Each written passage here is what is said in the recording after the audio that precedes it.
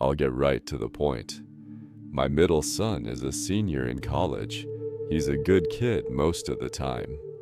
I'm a bit cross with him right now because he just asked me for money for a spring break trip to Hawaii with his friends, which kinda caught me off guard.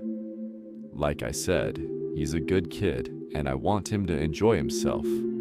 But something about the way he asked rubbed me the wrong way. His mother's been struggling with her mental health lately, and it would have meant a lot to her to have him around. But I guess he's more preoccupied with getting wasted on a beach with his frat brothers. I can't even say I blame him for it. I was exactly the same when I was his age, and I see a lot of myself in that kid. The whole thing actually got me reminiscing about my own college days, and reminded me about something I haven't thought about in a very long time, which is the story I'm about to tell. Funnily enough, my son is the one who introduced me to this page, so maybe he'll get a kick out of this if it gets read. I went to Wharton, class of an '85, something I'm still damn proud of. It was and still is the most prestigious business school in the world, and I took that reputation seriously. I had my fun, but I also worked like hell. It was a different time back then. A lot of my classmates were crazy, like Wolf of Wall Street crazy, and I did my best to avoid getting swept up into that life. My junior year, though, I did something a little impulsive. I was dating a Puerto Rican girl named Maria Munoz, who I remember fondly. Sometimes I try to imagine how different my life would have been if I had chosen to take things further with various girlfriends I had, her being one of them. Instead of going home for spring break like I usually did, Maria convinced me to come home to Puerto Rico to meet her extended family. It was my first time on the island, and I was eager to impress her, so I agreed without hesitation. That being said, I was a nervous wreck. I didn't want to mess anything up, and Maria often joked about how open Puerto Rican families were, so I was aware that they already knew a lot about me. It turned out that my anxiety was mostly unjustified, as I got along really well with everyone upon meeting them, and it seemed like they really liked me.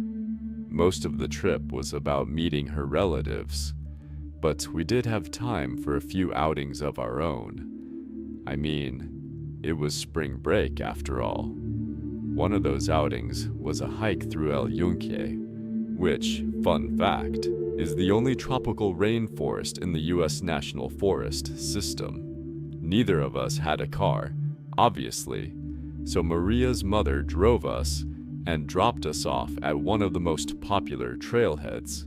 The two of us were pretty devious, so we definitely took advantage of the fact that neither of us had to drive. The plan was to hike, enjoy the scenery, and sneak a little rum and weed packs. Everything was lining up to be perfect, but we quickly realized there was a big problem. The trail we were most excited about was closed. I don't remember why. Flooding, maintenance, something like that. But all I remember was that Maria was really upset. I tried to calm her down and told her we could just hike one of the many other trails the forest had to offer. She wasn't budging though, and told me that the trail we planned on hiking was like the premier trail, and the other ones didn't even come close. How one hiking trail could be astronomically better than the other, I really couldn't tell you. She was adamant, though, and I had long since learned the dangers of arguing with her over something like this. So I asked her what she wanted to do instead, and she told me we should just hike the closed trail anyway. Like I said, I was kind of rebellious back then, and so was she. So when she proposed that idea, I was on board. We'd come all this way, And now some rule was going to stop us. No chance. She gave me a look, and that was all it took. We made sure there was no one around, slipped past the barriers, and started up the trail, laughing like a couple of idiots. At first, it was exactly what we wanted. Better, even. It felt like we had the whole forest to ourselves, which was especially awesome given how popular this trail would have been otherwise. Imagine visiting a world-famous natural site, except you're the only one there. That kind of exclusivity is impossible to come by. Anyway, we hiked for a decent while, passing little waterfalls and admiring the beauty of the forest. And yes, we were also drinking, not excessively, but just enough to feel a good buzz. It was really fun, I have to be honest. But then, out of nowhere, Maria screamed and jumped back, almost knocking me over. That instantly put me on high alert, although I didn't know what had scared her. I looked around frantically until I saw it. A little further down the path was what looked like a freshly decapitated mongoose. Let me repeat that it was a mongoose, a big one too, and its head looked like it was completely missing. I told Maria to stay where she was and approached the carcass by myself, hoping it was maybe a stuffed animal or something. It wasn't. I inspected it without getting too close and confirmed what I initially thought its head was cleanly sliced off. The cut was too precise for it to have been anything other than a knife wound, which was downright disturbing.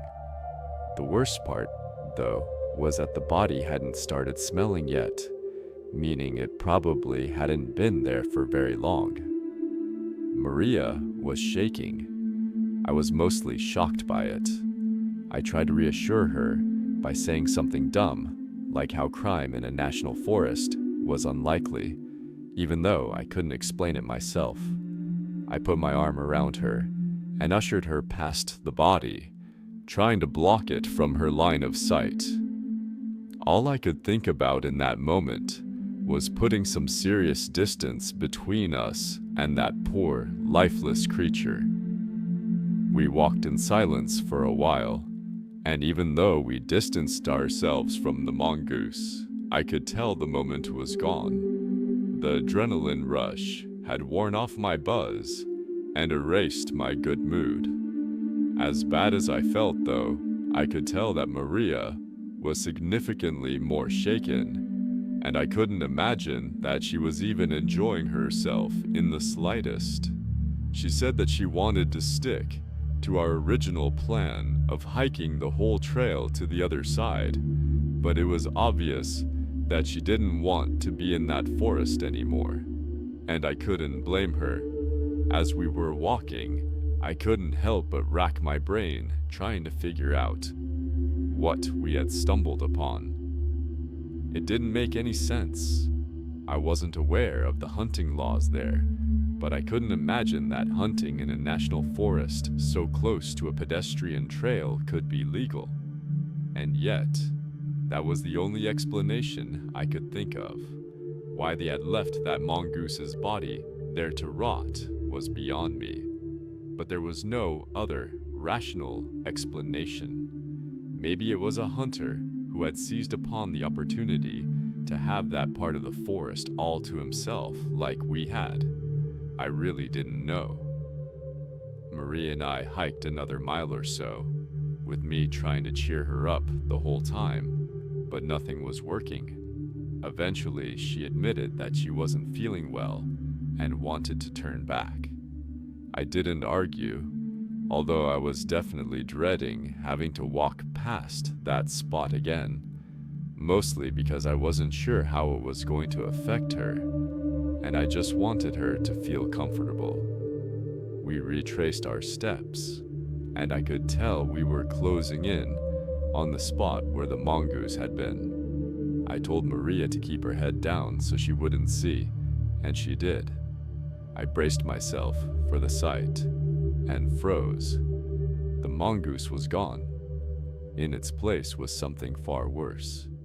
It was hanging, Someone or something had tied it by the tail to a low-hanging tree branch where it hadn't been before, and it was rotating slowly in the wind. I couldn't help but curse out loud when I saw it, which caused Maria to open her eyes. As soon as she saw it, she let out an awful, blood-curdling scream of pure terror. Before she could freeze up, I grabbed her wrist and told her to run. We took off, sprinting down the trail, trying not to trip over each other. I let her go in front of me and kept looking over my shoulder, half expecting someone to be following us.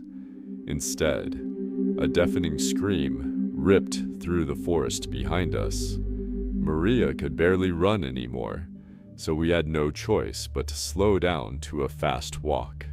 I turned around completely and started walking backward, keeping my eyes locked on the trail behind us. I was bracing myself for a fight.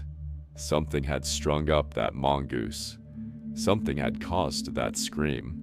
I was 100% sure that I was going to see something charging toward us any second, but nothing ever happened.